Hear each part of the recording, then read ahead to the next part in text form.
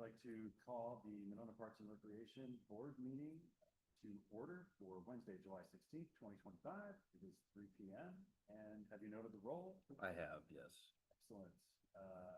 Approval of item number 2, approval of the minutes. They're not available. Minutes are not available. Moving on to appearances. Is anyone here to appear on items that aren't on the agenda, online or here? Nobody in person? Anyone online would like to speak about an item that's not on the agenda? Somebody just come in? Or no? No, No? that's Okay. over there. Okay. All right, seeing no appearances, we're moving on to unfinished business, which there is none. 5, new business. A, 2026 to 2030 capital budget, first read. Jake? All right, I'm gonna throw this up if I can get my share screen to work so you guys can all see it.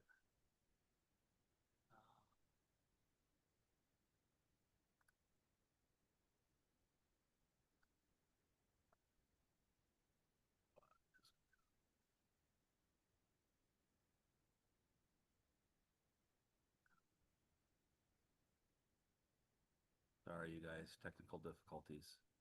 Well, Tony and Ginger, do you have the Excel file in your packet that you have access to? Yes. Okay.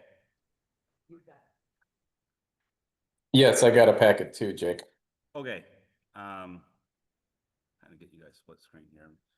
Okay, so this cycle 26 to 2030 5-year CIP, the instructions from administration are pretty restrictive as far as what the overall borrowing levels are going to be or what the request is going to be. And so we're trying to put together based on immediate needs and forecasting out what we're looking at in the next 5 years. So I'm going to kind of go through some of the things are similar from what we've talked about the last couple of years, and then there's some that are new. And so we'll start on the parks tab. And first project, as I was kind of looking at some, I'm going to try to share this because I think it'd be easier for me if I can just have.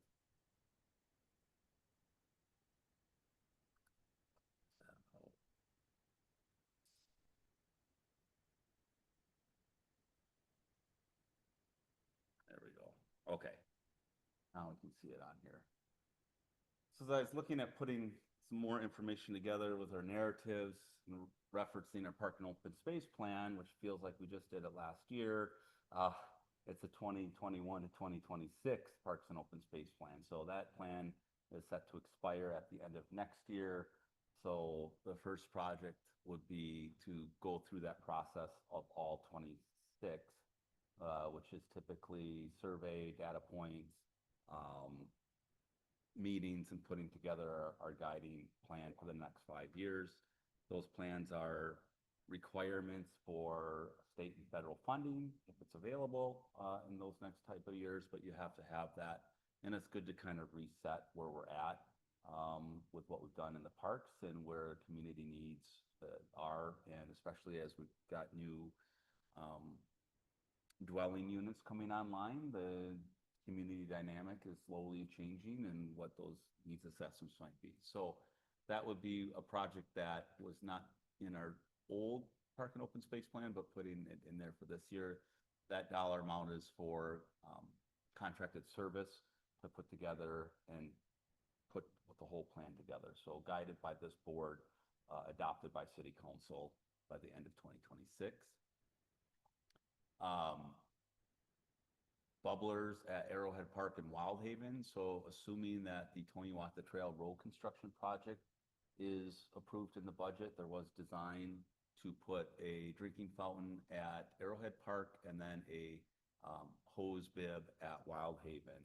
So those are still in as of now because we kind of have spent the money for the design part of it. And drinking fountain is for not only all the use we have on Winnequa Road, but Arrowhead Park is also like a satellite location that we take our after-school kids and summer camp kids to. So we do have days where we spend time there. And is a potential new program site for some smaller level programs as well. Wild Haven is, one of our signature parks, and some of the challenges with trying to maintain the landscaping is having access to water, be able to water in grass, plants, etc. And so that is the definition of having it there. Schluter Beach gangway is the bridge that goes from the shore to the pier itself. What we have is a very heavy old metal bridge that when we transport it, it's I don't want to say really dangerous, but like semi-dangerous, and how we have to like install it. And so the gangways that we have at Lottis and Tony-Wathan Winnequa Trail are aluminum, easier to transport, and can also get the pier out a little bit further and help with the water flow that goes underneath it. I do have, as you see, in kind of the source of funding, proposed other revenues, and that other revenues from what is parkland dedication money. So we do have money coming in from these apartment complexes that are being built. And so kind of, at least my purpose is, we're not spending all of it right away, but in certain things that we'd like to have done, small dollar amounts, we can use that, or we can almost match it with general obligation borrowing. More of a mayor council decision, but recommendation from this board. The current project for the cold storage facility, as you may know, is kind of eating up a large chunk of that as far as the funding source, but we still have some more coming in, and then anticipated projects coming in 26 and 27. Park tree removal replacement treatment line item, that's lowered from years past. We're almost completely done with our ash removal in our park system. So these would be for more removals and potential treatment at certain parks. The plantings we're slowing down. I mean, we've planted over 150 trees in the last 5 years in the park system. And we also have the ability for the donor trees where people can pay for the tree and have a plaque. And so that capital need is maybe not as high as it needed to be. But we still like to have that there. Ahuska baseball field improvements. So I do have that as another revenue. I'm going to skip back to the other one. That is to contract out removing the lip. So the transition between like the infield dirt and the outfield grass, over time you get that sand material and it builds this like hump, and the playability of the field is not great. And so we have multiple organizations that utilize that field. It's quite popular for high school, for JV, and 2 different levels of high school play.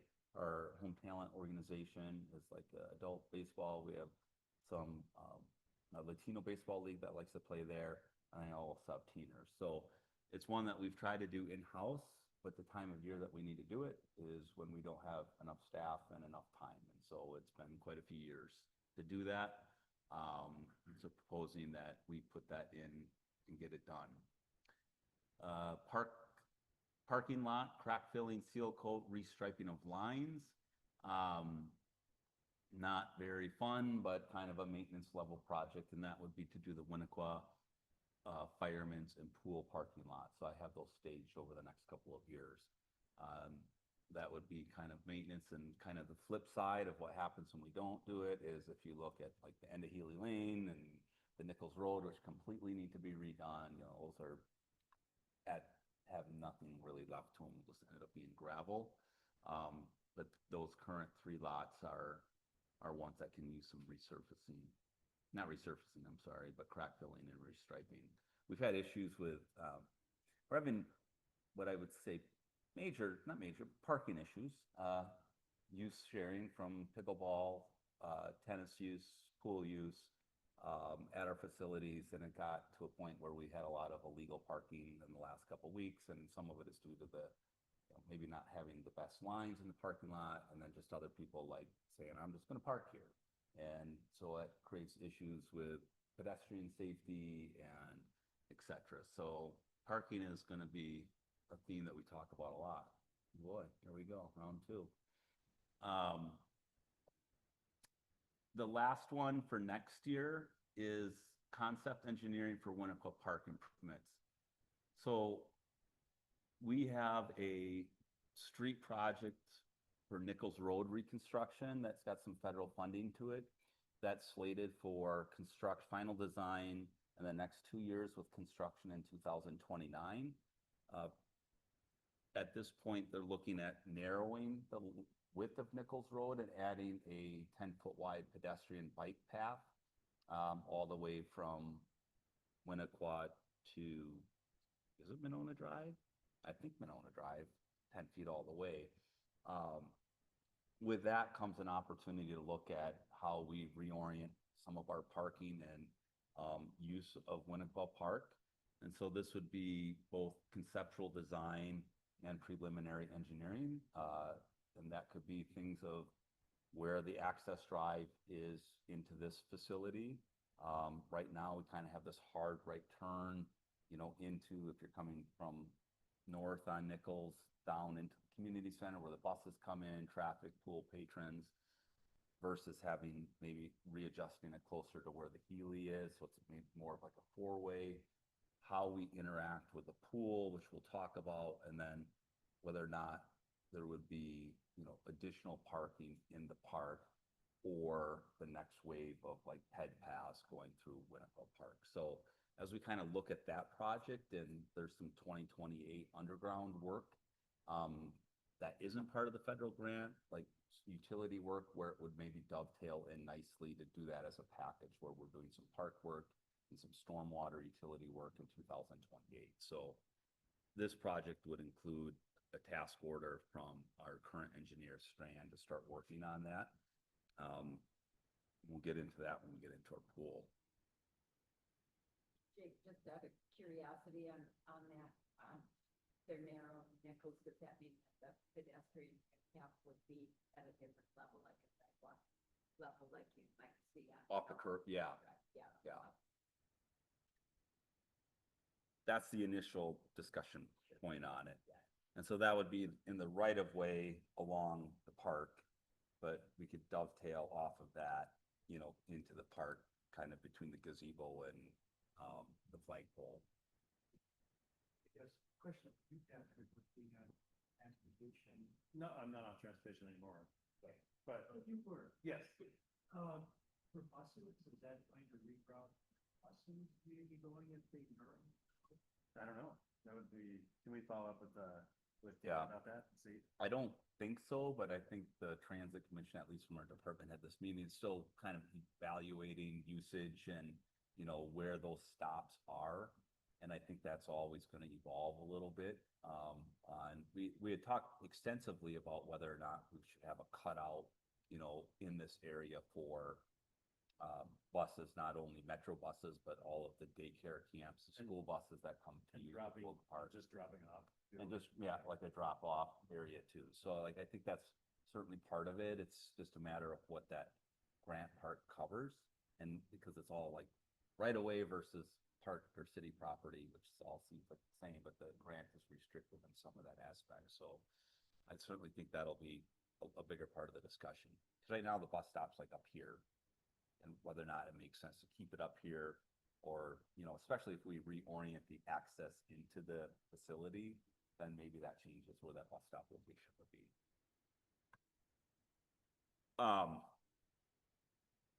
Do we want to, I can just briefly go through the other years in the parks. Equipment replacement in years 27. We bring back a Ahuska Park, like the parking lot at Ahuska is going to need to be completely redone at some point. So I'm staging that. 28 is when we're looking at the Winnequa Park improvements, and then Ahuska parking lot replacement. So those two are tied in, and a couple other equipment replacement placeholders. That one gets a little bit high. 29 and 30 are projects. So in 30, just as a FYI, or as how start having the discussion as part of our park and open space plan, is what we do with the Dream Park at Winnequa. and the playground. And so in order to replace that with the same level is about $1 million.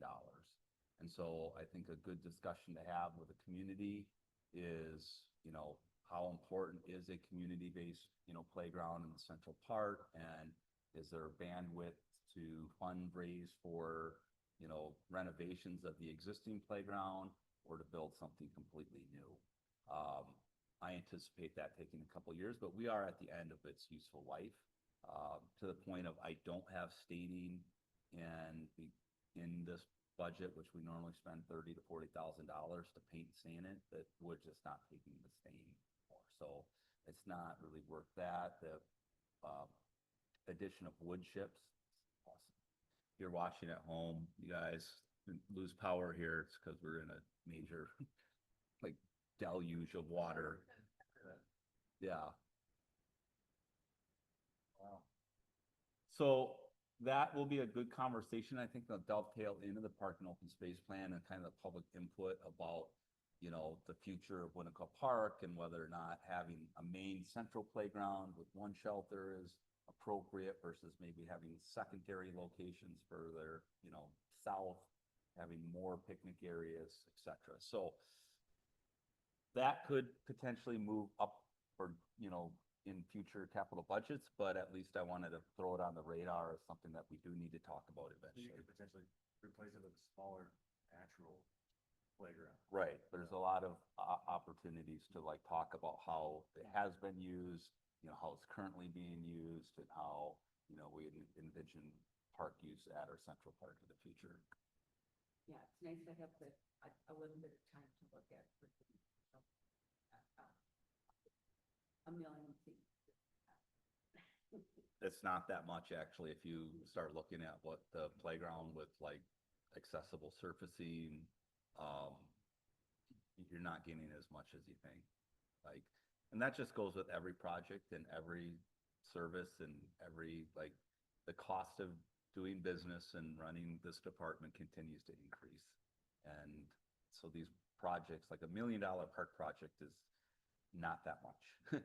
You know, like what it even 10 years ago, probably about 50% of what you were able to get 10 years ago for $1 million. Would the other revenues on that be again from? Either grants or, yeah, parkland dedication or fundraising.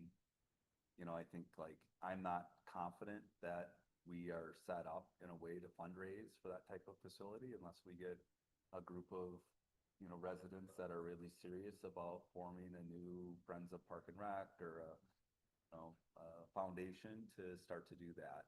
And maybe that's part of the whole process that we move towards as we get through, like, ideally with that park and open space plan, that's also a lot of planning, you know, how the rest of the park system, you know, shapes up. And there's maybe by next year, we have some direction or vision on where the city's going with other facilities and long-range planning and other projects that are potentially would impact, you know, additions to population, et cetera, in the community. So, I just wanted to say you guys are kind of quiet. I don't know if the other folks on Zoom can hear very well, but is your volume all the way up? I'm just checking. it could be the owl because we're in the bigger room, so it's kind of a Oh. little test case, which I had a feeling might. I can hear you really well, Jake. It's the other. Well, I was gonna say, I Sure, sure that was did. good, yeah, That's, maybe. So you can hear him? Yes. Okay. Can you hear me? Can you hear me? Not really well. I don't know. Does anybody else on Zoom have an issue hearing, or is it just me? You're right. You're right, Ginger. It's really, Jake, you're pretty soft yourself, but we can hear you, but we cannot hear anybody else at all. hold on, let me see what I can do here. Is that a microphone right there? Or is that another mic? Right? What is that? Same as system. Oh, wait. How about now you guys talk? That's amazing.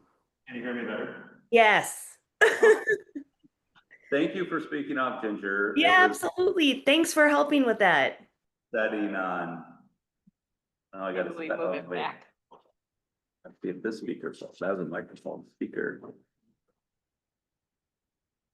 I don't know, no, does that do anything different or no, still good? Okay, All right. there we go, back to sunny and beautiful Monona. Okay, so that's the 5-year. There's a lot that in the next months that I want to put of what's not in the 5-year CIP, which would be considered deferred maintenance or projects or food for thought on things that this committee can at least consider whether or not we want to include it. I think from the staff level, from my perspective, is knowing the reality of the city finances and what the will of the administration currently is and what I'm trying to see what's reasonable. And what I've known over the course of 18 years of what actually happens is trying to present something of where our priorities are and what's like feasible from a city, budget perspective. But we have a small level of funding that we're tasked with, and we have a very large road project that's gonna take about 80% of that funding, so. And I'd like to mention too, just because we're talking about the budget, that it looks like the city's gonna receive an additional $7,000 in share rate. Right, from an operating Yes. standpoint. So. So yeah. Let's talk about the pool. Moving over to the pool. We have a leak detection inspection. I'm pretty certain of this number, but I have a meeting set up next week with a company that can walk us through what it looks like to start to evaluate the outdoor pool. We lose about 10,000 gallons a day in water over the course of 100 days of operating. So that's over $1 million or 1 million gallons of water evaporation. There's swimmer, taking, there's stuff coming off the water slide. We've had years where kind of fluctuates between 15 and 20,000 gallons lost per day. I think with all the rain that we've had, my working theory is the water table's high and whatever leak we have is kind of like, kind of blocked by that. But given the age of the pool, it's almost 30 years, right? Since 1993, over 30 years. Yeah. And we've done really good at mechanicals, the filters, the pumps, heater, but all the piping that you don't see under the concrete is what we worry about as having what we call a catastrophic failure where, you're losing so much water that you can't keep up and that eventually cut us some season short and you're done. So this project in 26 would say, we're gonna evaluate, and you gotta do it with water. That's the road of it, so it has to have full water. So we'll do it, so it's either at the beginning of a season or at the end of the season. So ideally, we do it at the end of the season, they can pinpoint where things are, and if there's a major leak or project, then you can do that out of season and get it repaired before the next season. So that's one of the priority projects for next year. Painting the pool, both the kiddie pool and the main pool, every 3 to 4 years is when that is. So that's just a routine maintenance. Hey Jake, when do we start thinking about, when do we have to start thinking about replacing? I mean, that's a good conversation. We would love some direction over long-term facility replacement and the priority queue. I personally have not wanted to engage in that discussion for the pool because of the status of the public safety building. Sure. And we've always said that that would come first before, but sometimes mechanicals will take, if you have something that's gonna. I'm just curious, what's the absolute lifespan? I mean, we're at 30 to 40 years is typically what you start looking at for lifespan of pools. There's certainly older pools that, our pool is heavily used by not only our residents, but our non-residents and our swim team. And so, it's 10 to, I used to say 8 to 12, but now I'm gonna say it's 10 to 14 million for a new pool facility, a seasonal aquatic facility. And so I think that's maybe part of our park and office plan discussion as well. Ideally, in my, vision, we would open up that discussion about the merits of the existing pool and what I'm proposing, if we're going to keep the existing pool, new aquatic center within Winnequa Park, like this is a really good planning process that I think we can do and get those community engagements and what the bandwidth is, because we have this discussion every year during operating budget about the necessities and the wants and the needs of the community. And the pool is a very favorite, point about whether it's a want or a need. And right now feels like a need, when you're in the midst of summer and you see the amount of people using the pool and the importance of learn to swim programs and recreational swimming. But when it comes to budget time and it comes down to talking about whether or not we can fund positions and public safety versus, having an outdoor 3 months seasonal pool, it's a different conversation. I think we can get many more years out of the existing pool. The question is the planning process, funding mechanisms may take 5 to 7 years. And maybe that is a good time to talk about it. Also, the location is perfect where it's at right now, but that's also built on an old landfill, and so permitting and environmental challenges may be significant in this current location. So there's probably a lot of background work that would need to be done. So part of what I have on the last item for this year is the entry locker room remodel design. So one of the challenges as part of this Nichols Road reconfiguration and parking lot entrances is bike parking, pedestrian parking. And Missy, turn it over to her because she's the expert on how we get people in and out of the pool, what some of the challenges are on revenue production, et cetera. So I don't have to do a lot of preaching because all of you have entered the pool facility before, so you've all probably found it clunky. You're not sure, do I go left, do I go right after you pay? You have a large group of people and you're trying to go right and you have to go left and you're exiting and entering, as you're crossing people. Not to mention, we have half of our parking lot on the left side of the facility, the rest of the parking lot is on the right side of the facility, so we have people coming from multiple areas. Most of our residents who are frequent flyers understand the process, but those that are new don't necessarily always understand where to go or how to go, since we do have that multiple entrance exit points. And so we're just thinking from a facility standpoint, how do we make the flow easier? How do we make it better? How do we make it more efficient? With that, I do believe we need to come up with some reconstruction ideas, because what we have down there is limited in terms of space and in terms of reconstruction options in-house. So we have to think a little bigger.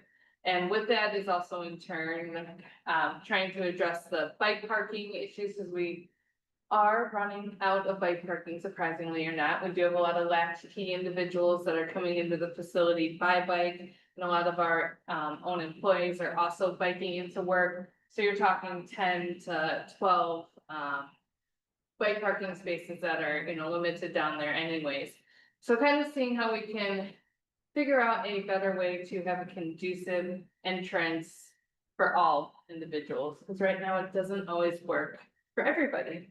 And that goes across the board, from individuals in wheelchairs and low mobility entrance into the pool. We have some different things that I think we need to work on to improve the facility down there, and just to get people in faster. and ideally, whether it's that and creating a family entrance.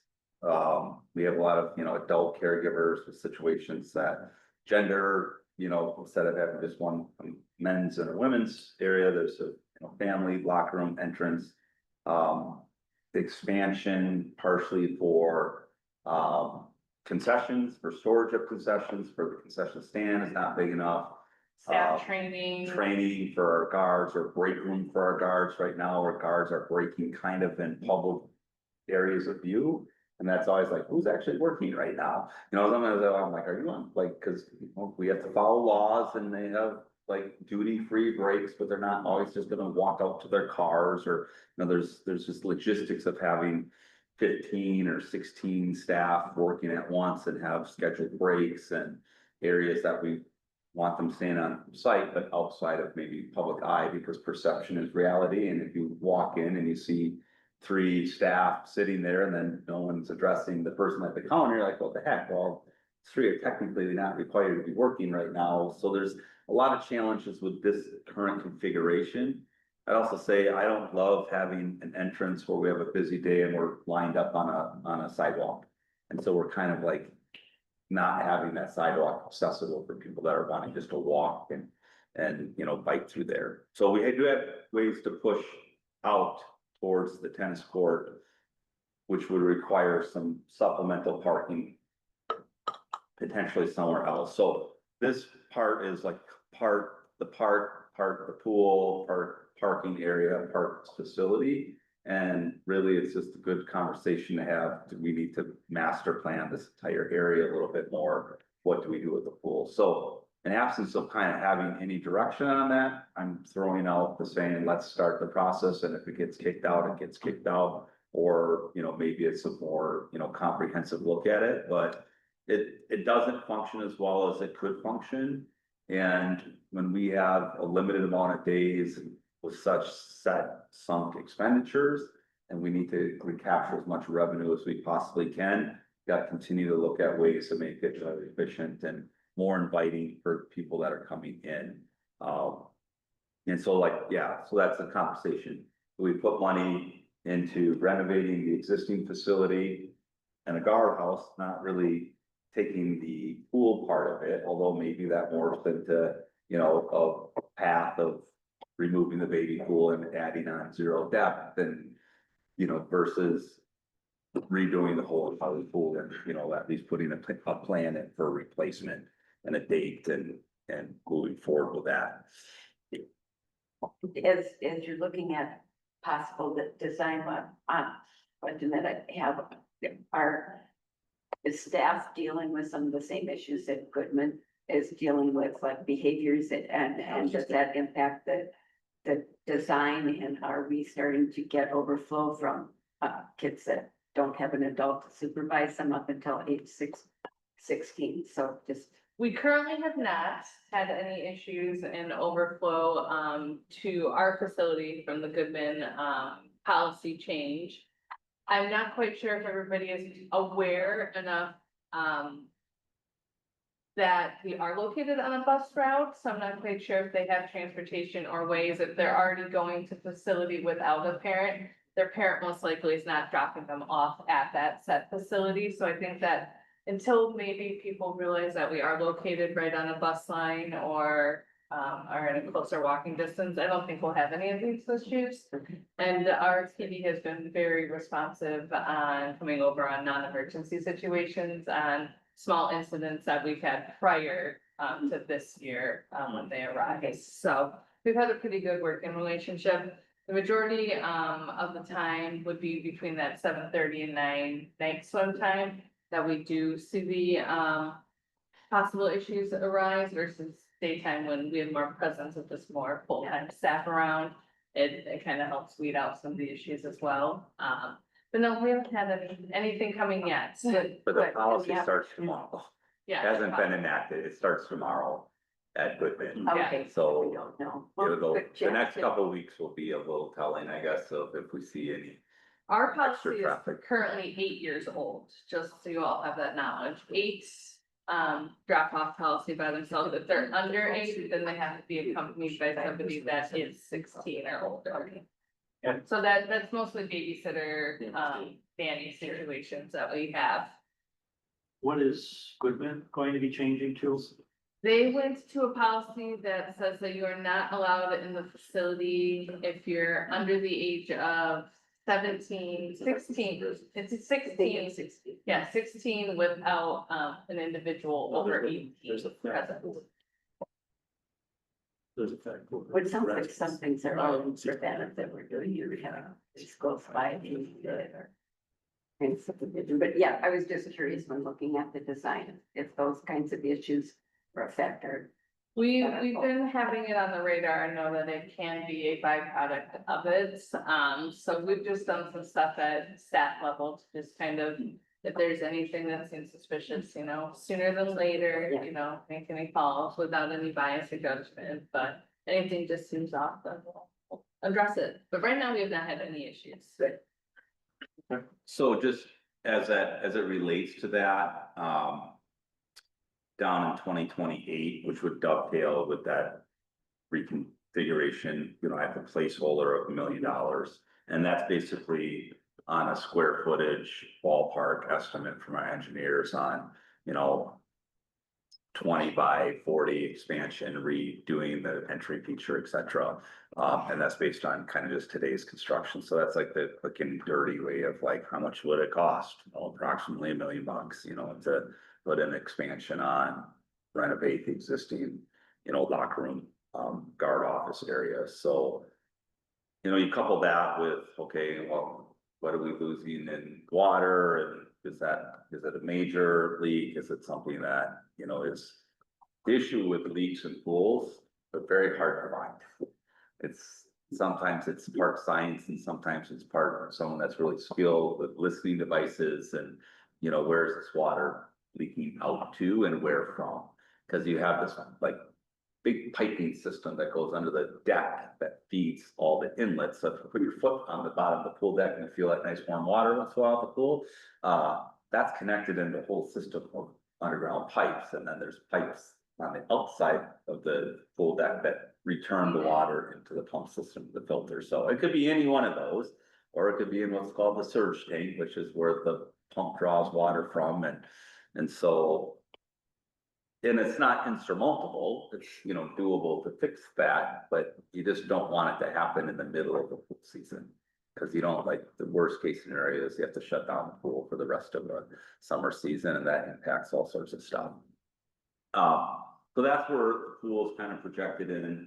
The rest of it, for future years is kind of maintenance level projects, furniture. We put in plumbing fixture replacements. So we have, like this year, we replaced 3 of the toilets in the women's locker rooms, and kind of some of those are original from 1993. So we have kind of a maintenance like type of fixtures in there. So we overall, I mean, I would say from the time I've been here, we've always gotten support through the budget process for replacement of items within the pool system. So like this year's project was the filtration in the wading pool. So that's almost all new piping, but the wading pool definitely has a leak. So that's part of it too. But it's not that, it's just whether or not this version of our outdoor pool still meets the needs of our community and then the community for the next X number of years. And I like to argue with that as twofold, like the pool itself may meet the needs of the community, but the other amenities that come associated meet the needs of the community, because then you play both with them and one may meet, but the other may not. So then we have to kind of look at it as a holistic picture. Any questions on the pool? Any further questions?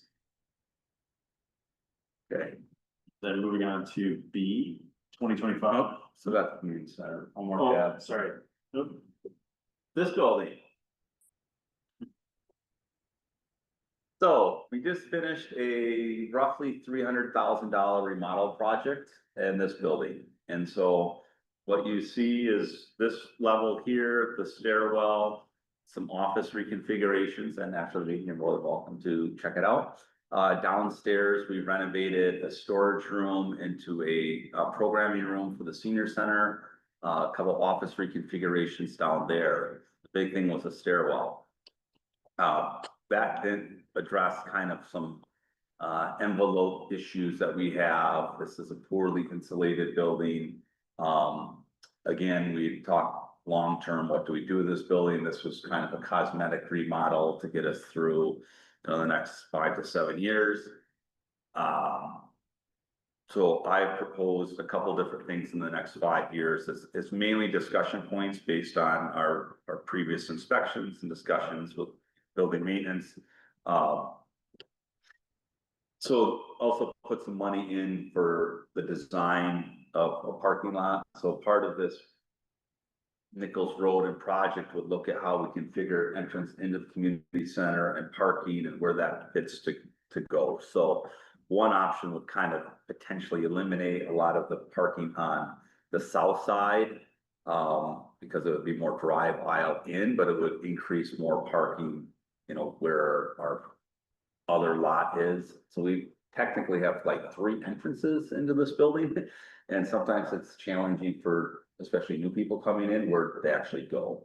And then we, all intents and purposes, utilize school district parking lot as overflow parking for a good chunk of our summer and also nights and weekends for our other events.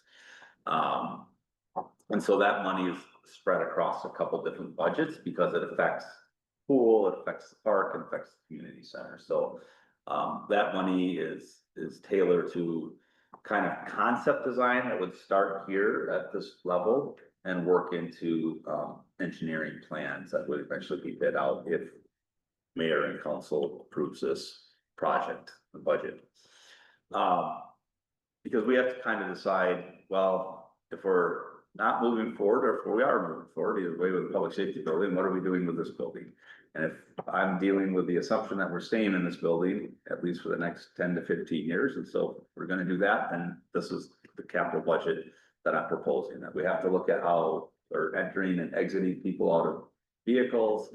Parking lots are generally in fair condition. The pathway around the building is one that we wanted to address as you walked it or biked it, and we've got, cars overhanging, there's a pinch point down here on the south side where we've got cars overhanging the walkway, and we've got a retaining wall, and you've got people trying to bike to the pool and walk and get out of a program, and it's kind of a, recipe for some, and it's a bad sidewalk, it's a pitted sidewalk, so there's some exterior issues with how we get people in and around the building, and then the interior stuff is here. So the building envelope study is really just looking at how bad is the windows, how bad is the insulation, what are the priority projects, what are some things that we could do to save money on the operating from a heating and cooling type of condition.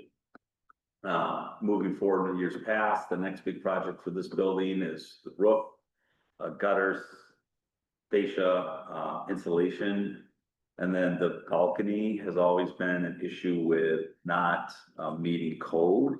And so we don't allow public on the balcony. It's got like a drywall plaster underneath it that crumbles, and we've had to do some work on that.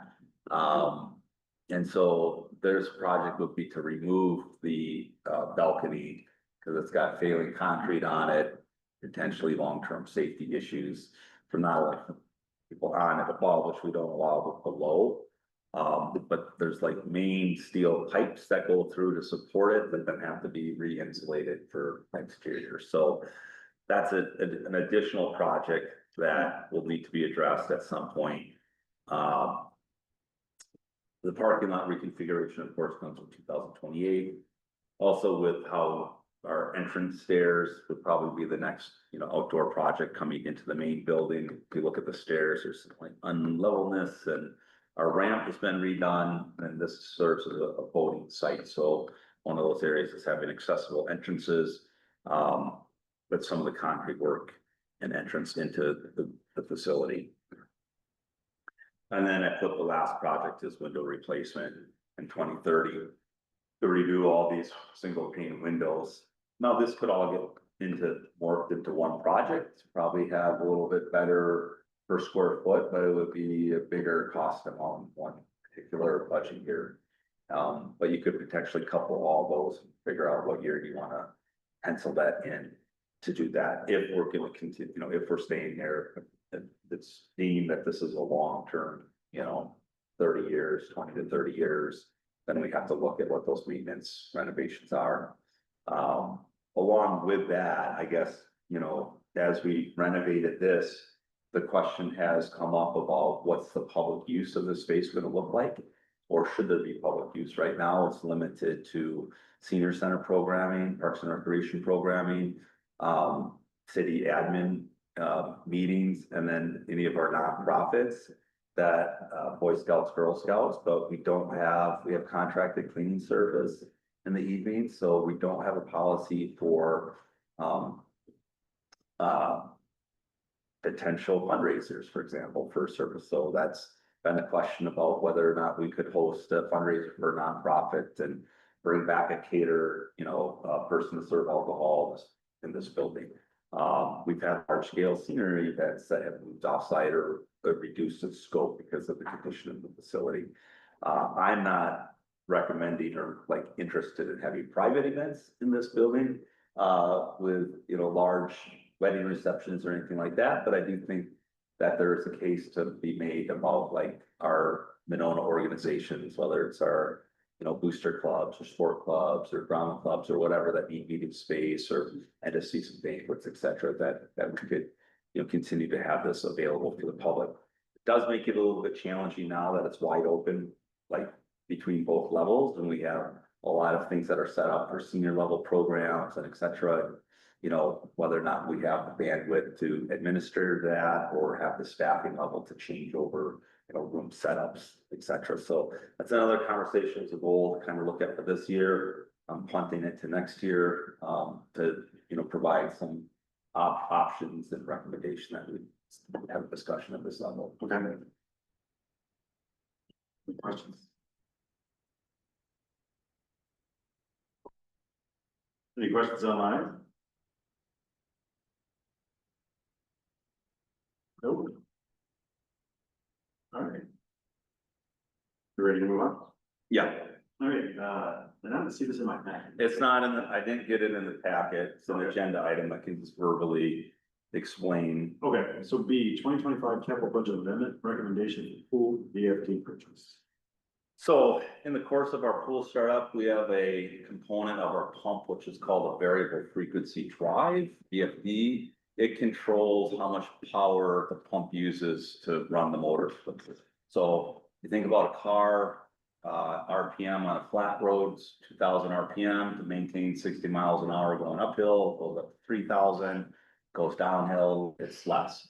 They're the same thing with the pool pump. The more flow restriction we have from things getting caught in the strainer basket, from heavy use, the pump has to run faster to maintain our flow rate, which is 1,200 gallons per minute, but we don't need it running full bore when it's not needed. And so it saves energy. Well, that broke and we bought that in 2009, 10, 15 years old. We am manually adjusting it, which is not the greatest because it's me every night coming to check and make sure that we're maintaining our flow rate by code. And so we have one on replacement. The funding is about $13,000 for a replacement to be installed, and it will be here and installed like with 2 weeks off to go in the season, but at least it'll be here for next year. So I'm proposing that we use the money from our concrete repair capital item that was in this year's budget to cover the cost for that. So I'm asking this board for a recommendation to transfer the funding from our concrete repair budget to the VFD replacement that was an unbudgeted expenditure. Any questions?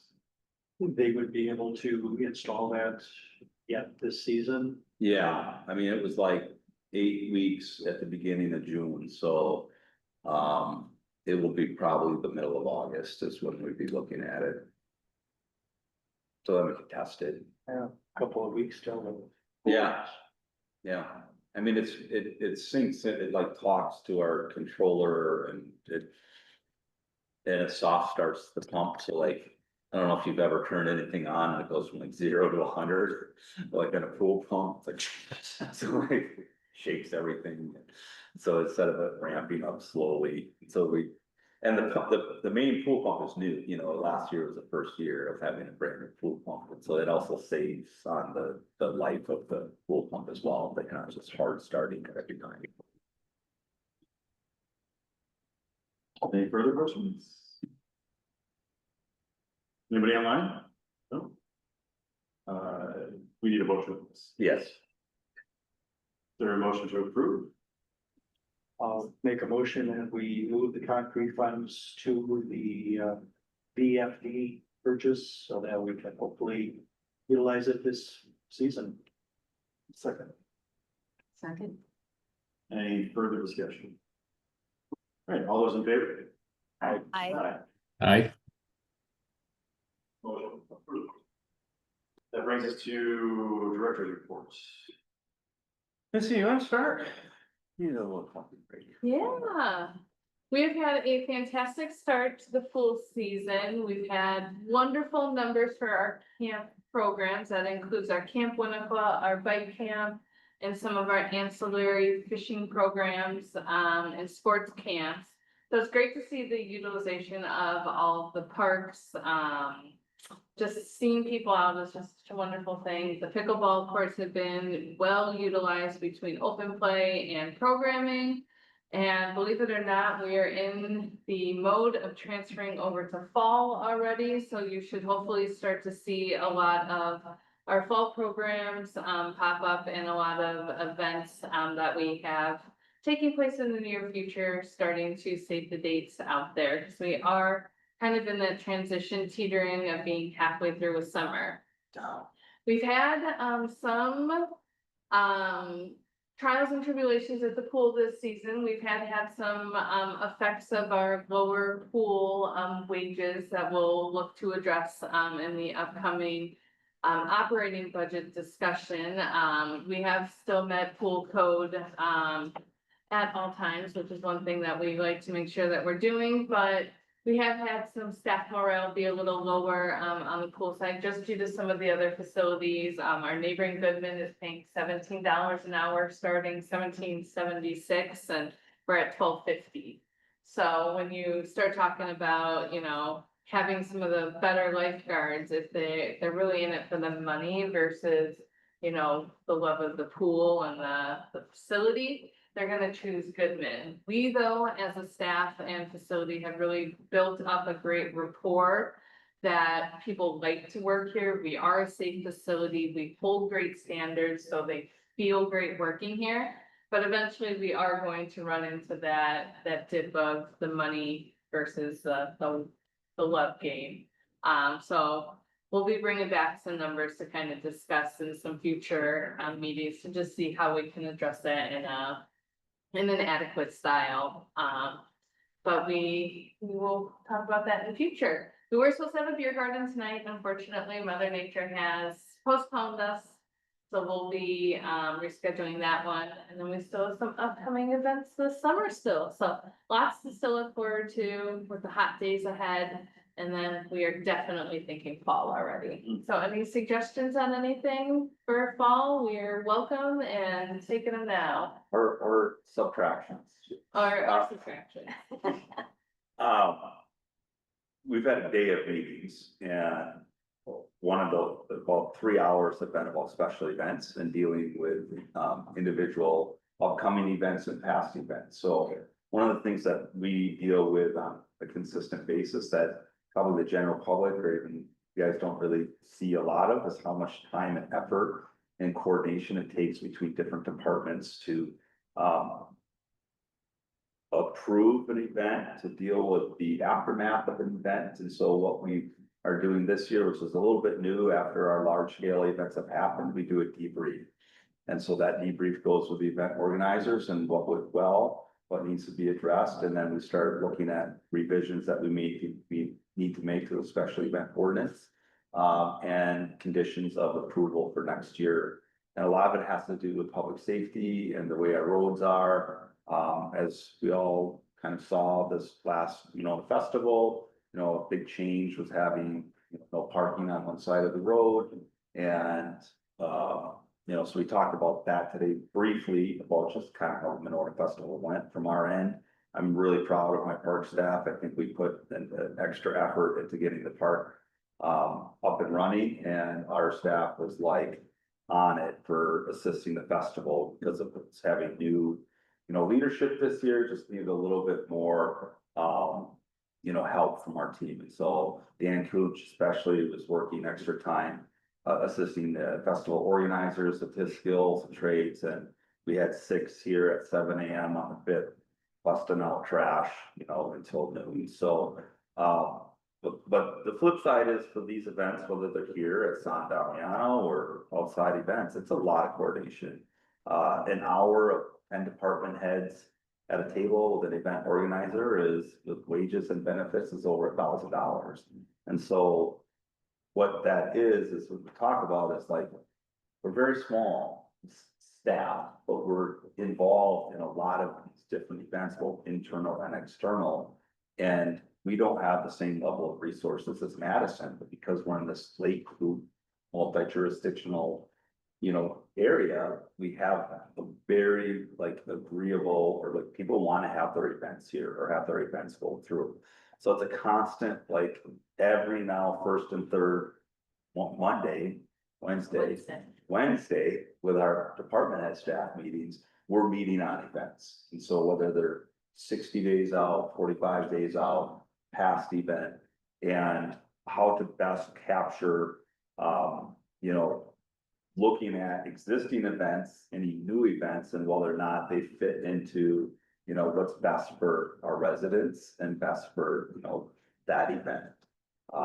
So that's been a lot of coordination and discussion and things that just come up with well, how do we address this issue, or that issue, or use of that? And then how much extra staff time are we putting in the preparation of our public facilities and the cleanup? So for example, my flop, if I have 2,000 people coming here for a run, I don't want the park to look bad, so we're gonna put a lot of time and effort into the area where 2,000 people are gonna come.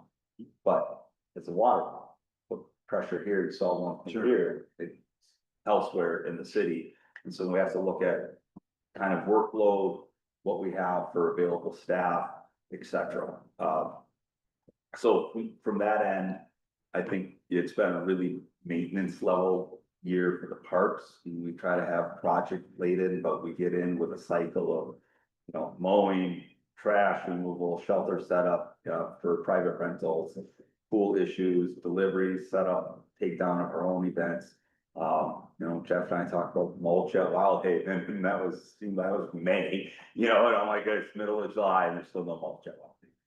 And it's simple, seems like simple enough, but when we look at kind of a calendar week and things that we have that get kind of deferred, and then we get after it, or it's in the schedule of I don't mow Winnebago Park 2 or 3, we had to mow today, so we were gonna get rain, and we just had a tremendous amount of rain and grass growth that we get so behind on just kind of routine maintenance that it takes a while to get back up. But I would say we're adequately staffed overall, but I'm surprised at just how much labor it takes to get things done and where we'd like to get them done. The rest of the operating budget, I think, is tracking as we'd like. I don't think there's gonna be any large surprises when we get to the end of where we're at, the year end 2025. We are having some challenges with our credit card processing and the amount of fees that we're having with the use of credit card and how it syncs in with our operating system. So that's one of our things that we'll be tackling here in the next couple of weeks before we get into budget season. Questions for Steph?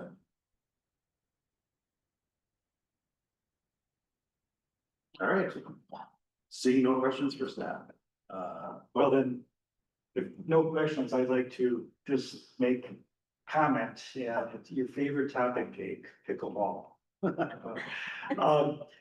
I don't know if all of the members are aware of the work that Jake and Missy and Jessica have done to really make pickleball an active and vibrant activity in Pomona. Maywood has a indoor, 2 indoor courts that have been used for indoor. Court and a half. Court and Well, court and a half, right. Court and 3/4. Both of them can be used, but for lessons, so I had some lessons back in December. And so to have lessons kind of in the winter months, I think it was just an incredible use of space that had been used for the youth programming that was being done at Maywood, but then people thought through about, well, let's add a couple of nets and provide some lessons, bring in some revenue, and I think that has worked great. For the courts, we were able to actually get a fund, $500 from CAPA, Capital Area Pickleball Association. And with the $500, the plan was to buy another one of the nets that we have had down there, which, you know, they held up well, but, you know, they are not very durable. And Jake, on his own said, well, let's go with the heavy duty Dominator net, which is an amazing net. And so the $500 plus funding from Park and Rec, we ended up with a great heavy duty portable net for the courts. Players really enjoyed having that net to play on. It's a net where you can hit it on the top of the net and the ball, instead of just dropping down, it goes over. It just, and solid and being able to move it around. So, players decided that, you know, we were going to raise some funds, which players did do. And so we were able to raise funding to buy another one. And the Dominators are not cheap. They're $900. They were $900. They now went up 51% because China makes the parts that get shipped here that then are made into the Dominator Pro then. So the price went up 51%, which fortunately, we put in the order, and the order was funding from pickleball players. Jake then set aside money from Park and Rec, and what we were expecting as a player, what we were expecting is to then have 2 new nets added, so we would have 3 new nets to play on the courts. Jake had sent a text to Jake just asking, okay, when are they coming? And part of it was just delays with tariffs and such, and they were backlogged to be able to get the nets. And he said, well, let's go down to the courts, take a look. I went down to the courts, and instead of seeing what I expected were 2 new Dominator Pro nets, there were 3 of them. And Jake found some other funding, and so we now have 4 great nets on the courts. So Jake and Missy, Jessica, I mean, thank you for all of the players making the courts great to play on again. You know, and thank you for all of the lessons. And there's always lessons. There's the middle school lessons, I think Tuesday afternoons and others. And so for Monona, you know, Monona citizens playing, there's more and more people who are utilizing the courts. And so certainly appreciate the lessons that are being provided and, you know, the equipment that we have on the courts. Thank you. Yeah, it was funny, the Parks crew were putting together a shaper, and then I'm over doing something and I see them like marching. It's like 2 by 2 by 2, like pushing the carts, the new nets on the path. Well, we have a picture on social, but it was kind of funny. It's like, it was 2 on one net, 2 on another net, and 2 on the third net, like rolling, because they're long, you know, like they don't really fit in the back of a pickup truck once they're assembled. But they are great nets, and, you know, when I said our rec budget that was doing well, and our numbers for pickleball, and like, who wants to play in one bad net, right? You know, court 4, it's like, well, no one wants to play in court 4 because the net sucks, so. And what's the point of having court 4 at that point, like, just too late. Yeah, and the other, I mean, the other ones do get beat, and the fact is that, you know, they are in a public location and not being wheeled out, and sometimes we do get some, you know, vandalism or kids from whoever beating on them, and these ones are much beefier, so it's good, and it's good to see that there's still the demand and the use of that court, which is also part of the potential project of like investigating.